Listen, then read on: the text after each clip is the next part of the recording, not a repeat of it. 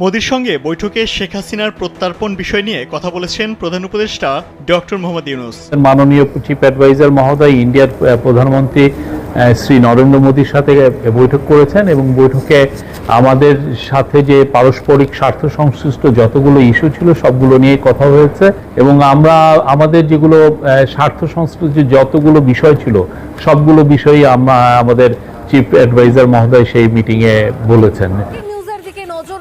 ব্যাংককে মোদি ইউনূস বৈঠক।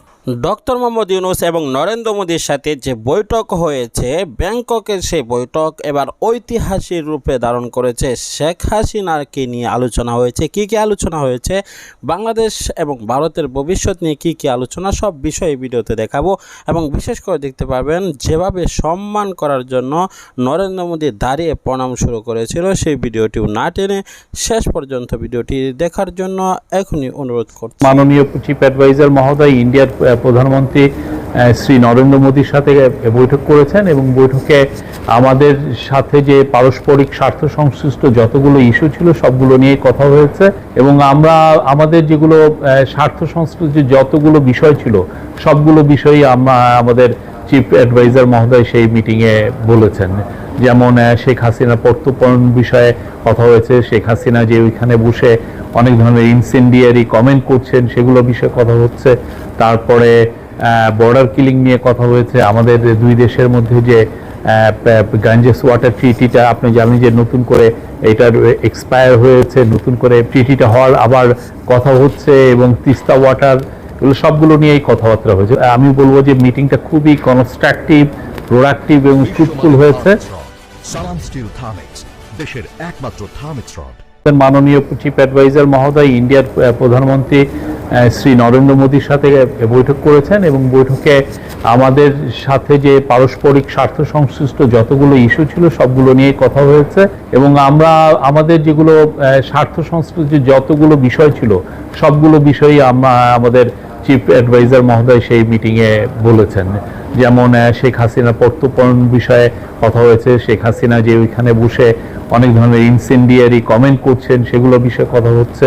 তারপরে বর্ডার কিলিং নিয়ে কথা হয়েছে। আমাদের দুই দেশের মধ্যে যে গাঞ্জেস ওয়াটার ট্রিটিটা আপনি জানেন যে নতুন করে এটার এক্সপায়ার হয়েছে, নতুন করে ট্রিটিটা হওয়ার আবার কথা হচ্ছে এবং তিস্তা ওয়াটার, এগুলো সবগুলো নিয়েই কথাবার্তা হয়েছে। আমি বলবো যে মিটিংটা খুবই কনস্ট্রাক্ট। মোদির সঙ্গে বৈঠকে শেখ হাসিনার প্রত্যার্পণ বিষয় নিয়ে কথা বলেছেন প্রধান উপদেষ্টা ডক্টর মোহাম্মদ ইউনূস।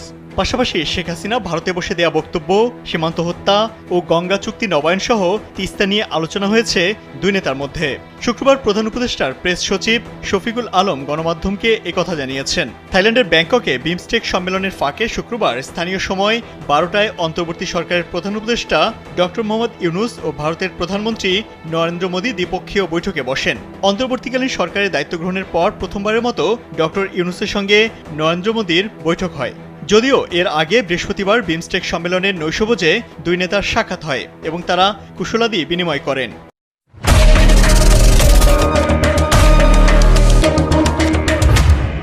নৈশভোজে ভারতের প্রধানমন্ত্রী নরেন্দ্র মোদী ছাড়াও শ্রীলঙ্কার প্রেসিডেন্ট, নেপালের প্রধানমন্ত্রী এবং দক্ষিণ এশিয়ার অন্য নেতারা উপস্থিত ছিলেন। ব্যাংককে 2 এপ্রিল শুরু হওয়া বিমস্টেক সম্মেলন শেষ হবে 4 এপ্রিল।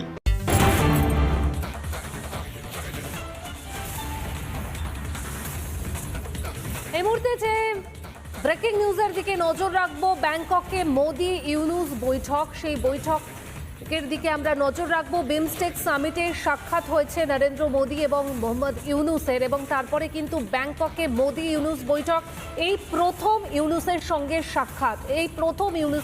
সাক্ষাৎ আমরা কথা বলবো সিনিয়র এডিটর ময়ূক রঞ্জন ঘোষের সঙ্গে। ময়ূক, ব্যাংককে মোদি ইউনূস বৈঠক, এই প্রথম সাক্ষাৎ ইউনূসের সঙ্গে।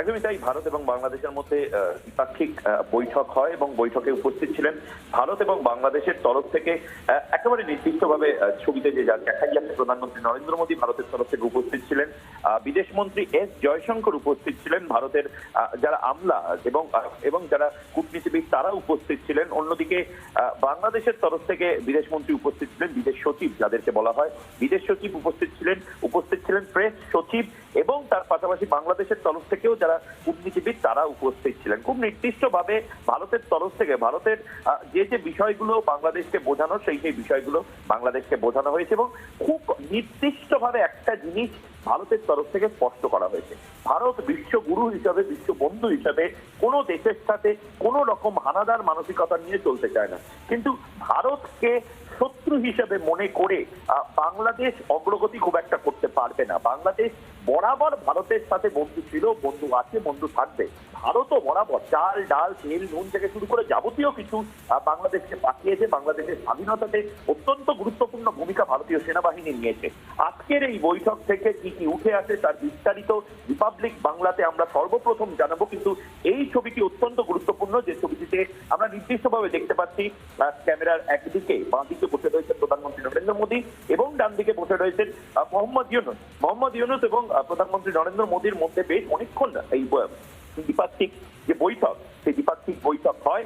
একেবারে সর্বোচ্চ স্তর থেকে, শীর্ষ স্তর থেকে বৈঠক হয় এবং এই বৈঠকের পরেই আগামী দিনে ভারত এবং বাংলাদেশের মধ্যে যাতে সুসম্পর্ক থাকে, ভারতের কোনো অনিষ্ট যাতে আমাদের পড়শি দেশগুলো না করতে পারে এবং পাকিস্তান, চায়না বা যে কোনো দেশগুলো রয়েছে, যে দেশগুলো ভারতের দিকে সেন দৃষ্টিতে তাকিয়ে রয়েছে, তাদের মধ্যে যেন বাংলাদেশ না পড়তে পারে, এই বিষয়গুলো নিয়ে খুব নিশ্চিন্তভাবে বলা হয়েছে। এর আগেও আমরা দেখেছি এস জয়শঙ্কর তিনি স্পষ্ট ভাষায় বিভিন্ন প্ল্যাটফর্মে বলেছেন বাংলাদেশের হিন্দু, বাংলাদেশের সংখ্যা লঘু সম্প্রদায়ের মানুষ যারা রয়েছেন তাদের নিরাপত্তা সুনিশ্চিত করতে হবে। মোহাম্মদ ইউনূস এর আগে আশ্বাস দিয়েছেন, কিন্তু সেই আশ্বাসটা কতটা ফলপ্রসূ সেইটা দেখতে হবে। কিন্তু আপাতত এই মুহূর্তে যে ছবি আমরা দেখতে পাচ্ছি বিমস্টেকের সাইড লাইনে যে দ্বিপাক্ষিক বৈঠক, সেই বৈঠক থাইল্যান্ড অর্থাৎ ব্যাংককে হয়েছে এবং সেখান থেকে দু দেশের তরফ থেকেই প্রেস।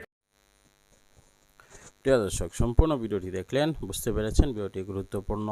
বর্তমানে ডোনাল্ড ট্রাম্প বাংলাদেশের প্রতি একটি প্রতিশোধ গ্রহণ করবেন। দীর্ঘদিন ধরে তার আচরণ, ব্যবহার এবং তার চালচলনে আমরা দেখেছিলাম। আর সেই কিভাবে প্রতিশোধ গ্রহণ করবে আমরা ভাবতে না ভাবতে এবার নতুন করে যেন এক যুদ্ধ ঘোষণা করে দিয়েছেন।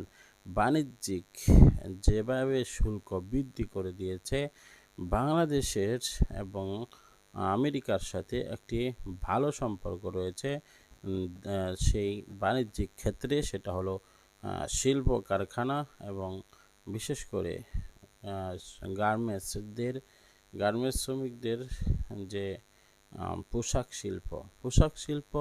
পোশাক ছাড়া আমেরিকার যেন বাংলাদেশি পোশাক ছাড়া চলতেই পারে না। আর এক্ষেত্রে কেন বাংলাদেশের এই পোশাক রপ্তানির ক্ষেত্রে শুল্ক বৃদ্ধি করে দিয়েছে, কি হতে যাচ্ছে, তাহলে কি পোশাক শিল্পগুলো ধ্বংস হয়ে যাবে? আপনার মতামতটিও কমেন্ট বক্সে জানিয়ে দেবেন। পরবর্তী ভিডিও পাওয়ার জন্য সাবস্ক্রাইব করে নেবেন।